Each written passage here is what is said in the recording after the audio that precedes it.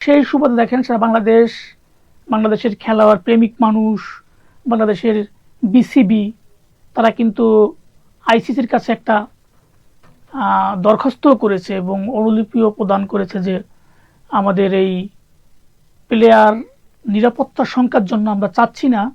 কেননা এই বাংলাদেশ দল কিন্তু এই আইসিসি টি-20 বিশ্বকাপের 2026-এর সি পর্বের একটা দল, যেখানে ওয়েস্ট ইন্ডিজ, নেপাল, ইতালি এই সমগ্র 4টি দলের মধ্যে তারা ম্যাক্সিমাম পূর্ব ঘোষিত ভেন্যু অনুযায়ী প্রত্যেকটা খেলা কিন্তু ভারতে ছিল।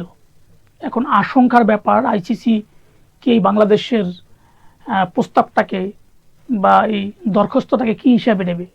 কিন্তু বাংলাদেশের মানুষ বিশ্বাস করে শিক্ষা, সংস্কৃতি, ঐতিহ্য, বিনোদন বা এই ক্রিয়া শক্তি এটা কিন্তু কোনো রাজনৈতিক প্ল্যাটফর্মে টেনে আনা উচিত না।